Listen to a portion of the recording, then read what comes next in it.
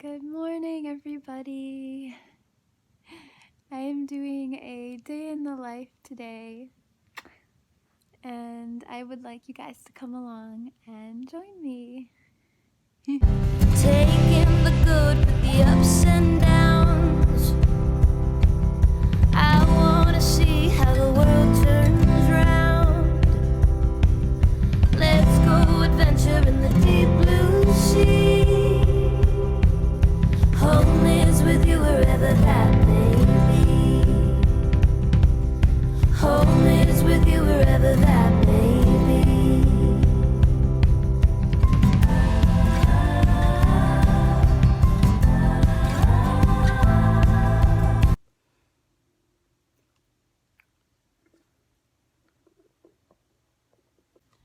Hey guys, so I just woke up a few minutes ago, just took my meds, and I'm running a little late for my hematologist appointment that I have today.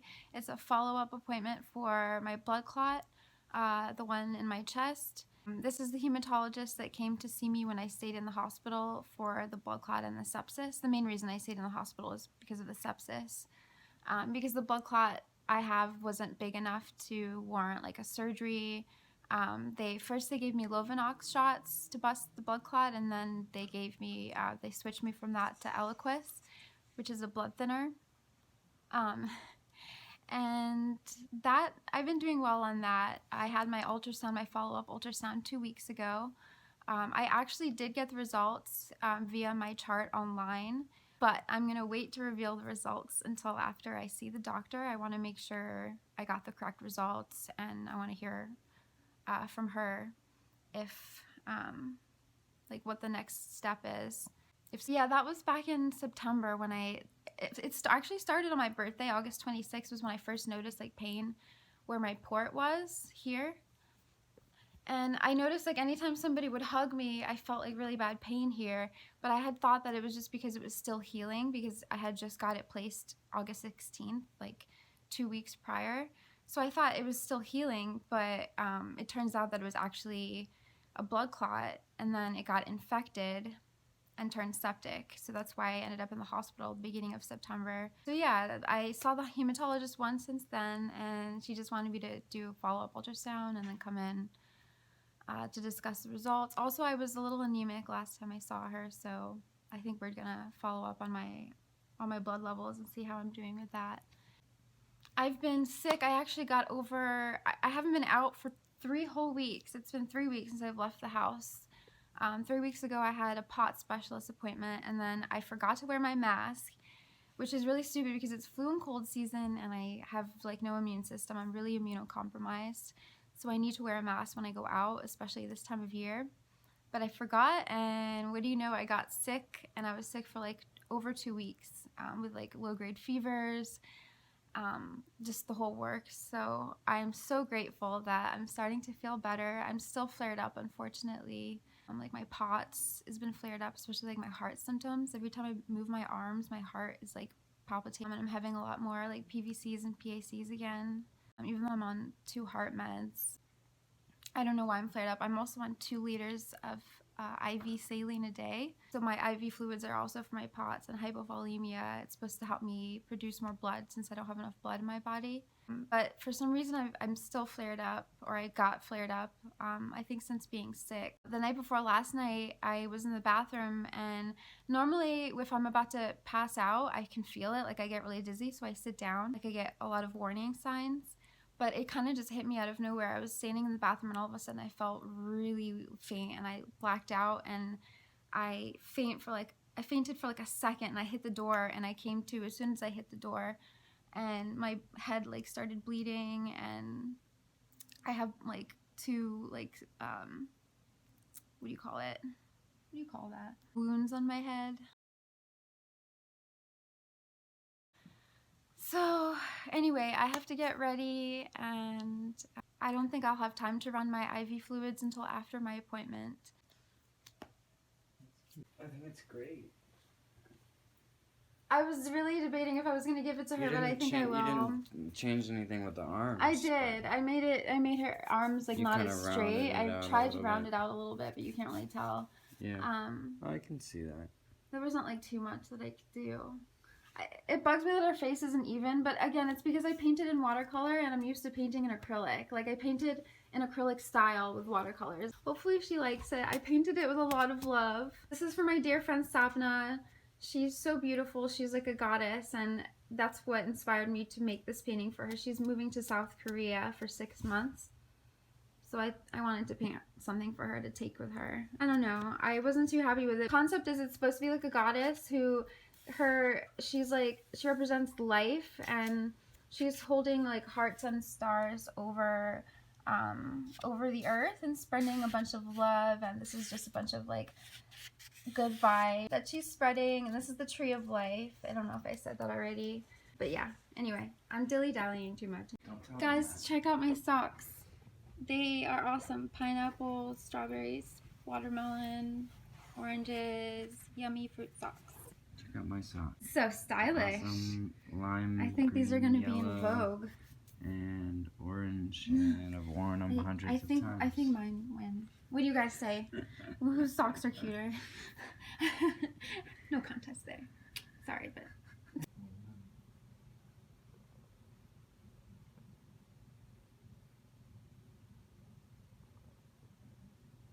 Sweating so much. I just want to rant about this for a second. I wake up every day in so much sweat. I'm like drenched, and just throughout the day I just keep sweating, and it's really tiring. It's really tiring to be so sweaty, and I'm like cold and sweaty. It's not like hot and sweaty. Even though I get hot flashes, I'm usually like really cold. My body can't regulate temperature properly, and you know, since my autonomic nervous system is broken, that autonomic nervous system is what controls sweating and digestion, blood pressure, breathing, heart rate, all that. So that's why all that stuff is like messed up for me. Last time I saw my POTS doctor, they gave me a medicine called glycopyrrate, which is supposed to help with the excessive sweating. But unfortunately, it made my severe dry eyes and dry mouth and dehydration worse. Despite the fact that I'm on 2 liters of IV fluids a day, I like couldn't talk because my mouth got so sore from being so dry on that med. No choice but to deal with the sweating. It's lovely. I just want to mention that it's most likely my body's way of trying to detox the mycotoxins. I have mycotoxin disease, which if you don't know, just Google it. I don't have the energy to explain it. It would make this vlog way too long. My body's trying to fight these mycotoxins and trying to like expel them, and I think that's why I just get so sweaty. I'm not looking good today, but I do not have energy to put any makeup on whatsoever. So turns out I have a little spare time, so I'm going to run my IV fluid. I'm really exhausted. I got another night of bad sleep last night. My allergies were keeping me up all night. My eye, this eye especially, has been really irritated. It doesn't look red anymore, but it's been so irritated and itchy, and just coughing and sneezing and runny nose. I am going to run my IV fluids, and then I'm going to get going to my appointment. Hey, Ann, your tail is going to get ya. Yeah. Your tail is going to get ya. It's chasing you, Ann. Better get it before it gets you. Get that Oh. tail. She almost got it. Yeah, one of those water bags. Anything else you need? A water bag. Just the IV supply stuff, like the pump tubing, and I need a saline syringe. Oh, we got it. Well, I am going to insert a clip of my nurse changing my PICC line dressing and cleaning the site. I had it in one of my recent vlogs, a PICC line change, but it was, first of all, it was me and Lawson. It wasn't like a professional doing it, so it wasn't like close up. So I'm going to show you guys what it looks like close up, since I've had some messages asking me questions about it. It doesn't hurt anymore for people who are asking. It hurt a lot when I had it placed, even though I had local anesthesia, but it doesn't hurt anymore. It just itches like a bitch because I'm allergic to like the tape. So when she takes it off, I feel so good, but then she has to put it back on, and it's like, no. So if any of you guys are squeamish, just skip over this next clip, because it's, you're gonna see my tube like sticking out of my arm. Oh, it feels so good when you do this. It's been so itchy, like, it doesn't look that bad, but. No, so you kind of scrub it, put on the gloves. After you put it on, the only thing you can touch is the stuff. We looked at the Yeah. instructions on No, the you're right. thing, You did good. but it was kind of You just unclear. lay this down, and then which you did good. Yeah, we did that. Then, yeah, you did good. Yours was upright, like I said. And it was a nurse that changed it and put it upside. So hey, you did really good. How about that? I was thinking I didn't do so good, but I was like, well, Michelle's probably seen worse. Yeah. Worst. Exactly. I don't know if it's because they're rushed or what, but. So with that, you don't have to stretch it. Just lay it directly on there. Oh, see, we always take off all of this paper before we. Oh, That then it makes it sticks on you. easier. Yeah, then Yeah. it'll stick on you. Okay. Okay. Once you put that, Mess anything up. like I'm good. I'm gonna stand clear.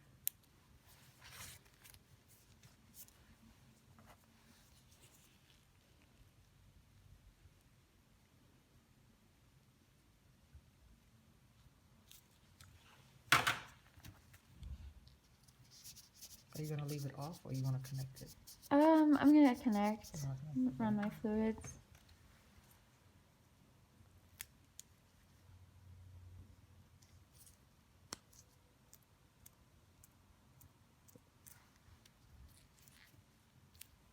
Funny. It was pretty funny. I'm not that funny, no. I'm just silly. When the pressure is on. Natural flow. Oh, I've been wheezing so much. I wish I was able to do my nebulizer treatment, but The clock is.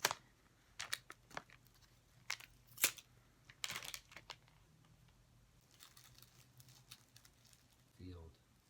Not be sterile. See, you're funny. that's so funny. Life is full of dirt. Put that in my new Sanitizing the comedy top of my routine. IV bag, along with this thing that I'm gonna put in it. It's called spiking it. Spiking the IV bag is just when you stick the tubing into it, like so. For me, oh wow, that was fast. You can put it down. It was really fast. Like as soon as you lifted it up, it was like shooting Good out. energy. So just gonna put the tubing through my IV machine, aka the pump. It's what like pushes the fluids through the tubing. Before I had the pump, I was just using gravity to run my fluids. But this helps me take my IV fluids on the go. I just, once it's hooked up, I put it in my backpack, and then I just take it with me to go since it's all hooked up to my Picc line that I got right here. Here we go. My baby. I love you. I'm gonna miss you. I always miss you when I'm gone. She's like, why do you have to go to so many doctor's appointments, Mama? Mwah. I love you. Guys, I love being in this car because it has a heating pad, like a heating, yeah, I guess you could say heating pad that goes all the way. You can't really see, but it's awesome. So good because my back is always in so much pain from my spinal cord injury and arthritis and EDS and all that stuff. So I am so grateful for this heating pad. It makes a difference. The heat. Y'all, look at this Chick-fil-A. It's huge. Like I can't even get the scale of it. Like I've never in my life seen such a big Chick-fil-A. Like, oh, you guys, I wish you could see how big it is. It's kind of crazy. We're running late and I'm getting nervous that they're not gonna take me. 30 minutes late, but we're here, and I had to call and let them know that we got lost, but they were really nice and said they'd still take me. So thankfully, it's always kind of stressful to be lost, but thankfully we made it. Yeah, thanks GPS for throwing us off into a random loop. So I'm at the hematologist office. We made it, thankfully, and I have my IV fluids with me, except they're not running because my IV pump keeps saying up occlusion for some reason. It keeps beeping at me anytime I try to run my fluids. So I'm gonna have to wait till I get home and see what's going on. I might have to flush with heparin, or hopefully it's not more blood clots. But yeah, hopefully I can figure it out because this is the third pump that I just got it. So hopefully it's not the pump, although that would be better than having more blood clots. So but yeah, it's always something. Yeah, I think let's do this. Let's you can come off of it, and then if it happens one more time, then we keep you, because you're gonna have always some type of an access. So I might just keep you on some prophylactic dose of blood thinner. Okay. But right now, since you did well, I think I'm okay to hold off on it. Okay. But if it happened one more time, then we'll have to. Okay. But for now, no more blood clots, right? No, it doesn't show Okay, anything. good. I know, right? One thing less. Thankfully, exactly. Might order today a blood work and see what it is, because you were a little bit anemic before. Exactly, and I've been extremely tired to the point where I sleep at least 16 hours a day, and it's so hard for me to stay awake. I've just been like lethargic and exhausted. Do the blood work so I can make sure your numbers. Okay. If you need like an IV iron or something to give it to you, you know. Yeah. So finish up, and then again, if you have any pain and swelling, then call me. Otherwise, you don't need me, basically. Okay. Oh, good. Yeah, I've been drinking a lot of water.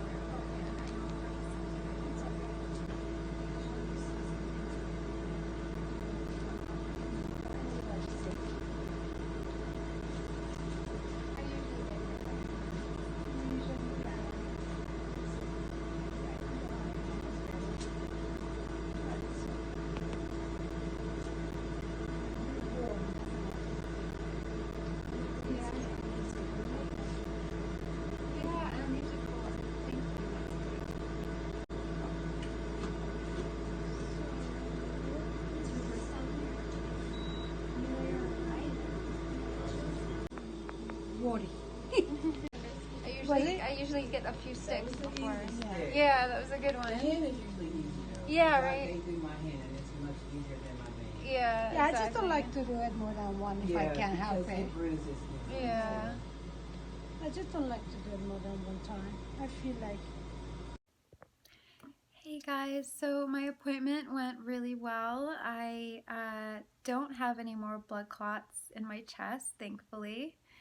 And I got some blood work done to check on my anemia and my blood levels. I'll have the results for that back in 2 to 3 days. And then in the meantime, I'm just going to continue with my blood thinners for another month. And we're going to see how that goes.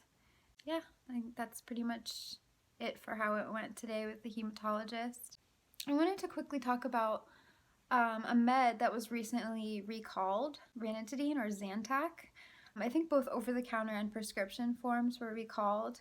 I found out about a month, maybe a month and a half ago, from my POTS doctor. My cardiologist told me to get off of ranitidine because it was causing cancer. It was being recalled, and so she had me stop it right away. I was actually wondering why my pharmacist had never told me about that if my doctor had known. And I just 2 days ago got a letter from Walmart Pharmacy mentioning the recall. So they're really behind, which is pretty questionable, because if it's causing cancer and they knew that, they should have informed the patients who are on this drug like ASAP. Yeah, and also I noticed that once I stopped the ranitidine, my restless leg syndrome stopped. I was having really bad restless legs like a couple months, and then I stopped the ranitidine, and right after I stopped it, my restless legs got better. Like every day after I was off of it, it got better and better. So I really think that my restless leg syndrome this time around was related to the ranitidine. I was on a high dose of prescription ranitidine, and for reflux, but also for mast cell disease. Just wanted to mention that if anyone's out there and still on Zantac, get off of it, because your pharmacy might be late with informing you. But I was told back in October that this medicine was recalled. So good thing I'm off of it, because I don't need any more problems. I have enough as it is. Yay! I'm so excited for these vegan chocolate blackout cupcakes. These are really my favorite cupcakes, I think, ever. I just love that they have like the filling in the middle too. The buttercream filling, and it's almost like a ganache. Oh, it's so good. D3. Yay! Thank you so much, Lawson. I'm so grateful. The hematologist suggested some I don't know how to spell that or pronounce this, bactericin for my wounds for my head. Because she said she doesn't want them to get infected, obviously. I was it.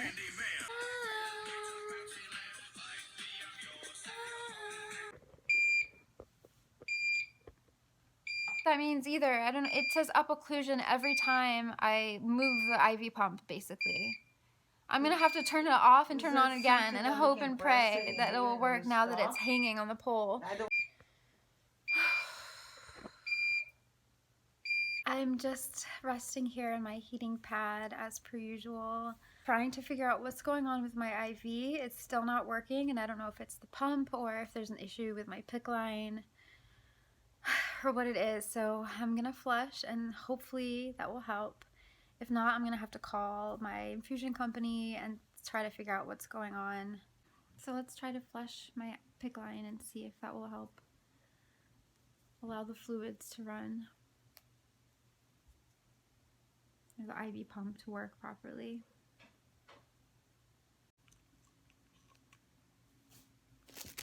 That was saline. Now I'm gonna flush with heparin.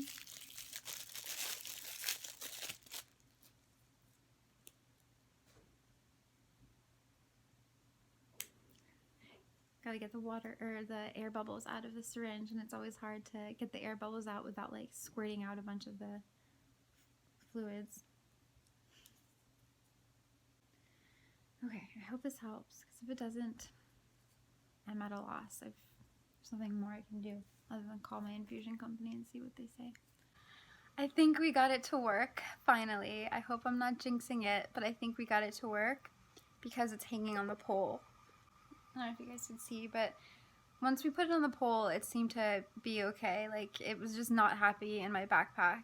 Anytime I would put it in my backpack, it would beep. I don't know why that's happening. This happened with my old machine, and then I had to get a new one. And then it happened with the other one, and then I had to get a new one. And then this is the third one that I've had in the last, like, 5 or 6 months.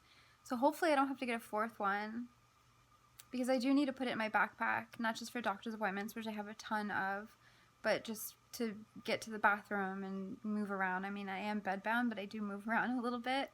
I need the pump to work so I could move it around. But yeah, at least it's working now. I don't have to deal with that beeping anymore. I was dealing with that all day, and I was just like getting worse and worse, and my heart was just hurting and, you know, feeling really tight and short of breath and really weak and dizzy. So I really needed my fluid. So thank God it's up and running now. Hallelujah. But yeah, I wanted to mention before I wrap up the vlog, I'm getting really tired, so I don't know how much longer I can hold up the phone. I'm actually now a Mighty Well ambassador. If you're not familiar, Mighty Well is a community and brand for disabled and sick people, made for and run by chronically ill women. Yeah, so I'm a Mighty Well ambassador, and I now have an affiliate code. So if you guys want a discount on Mighty Well products. Mighty Well, I don't think I mentioned, sorry. Mighty Well sells wellness products, like medical type of products, like PICC line covers. They sell like medical backpacks. I have a code linked below. It's for 10% off. And yeah, if you use my code, that will help me out. So I would really appreciate that. Hey guys, so it's the next day. I actually fell asleep last night really early, as per usual. After having an appointment, leaving the house, I am super exhausted, so I passed out, I think, at like 8 last night. Honestly, I wanted to fall asleep at 6. I had to like use all my might to stay awake until 8, because I felt like 6 wasn't an acceptable time to fall asleep. But yeah, I was too tired to close out the vlog last night. But today I'm still exhausted. My arms are shaking. They're so weak. I am in so much pain throughout my body. I feel like I was hit by a bus. I don't know if I mentioned it. I slept for almost 24 hours. It's 6:30. I legit slept the whole entire day, other than getting up twice to go to the bathroom. Which even not surprising, because the way my bladder is, I usually get up more to go to the bathroom, but I was just so tired. Needless to say, even after sleeping for 22 hours, I am so exhausted. thank you guys for watching, and I love you all to pieces. Please give this a like and subscribe. Hit the bell for notifications to get alerts on when I post new videos. Alright guys, take care. Bye.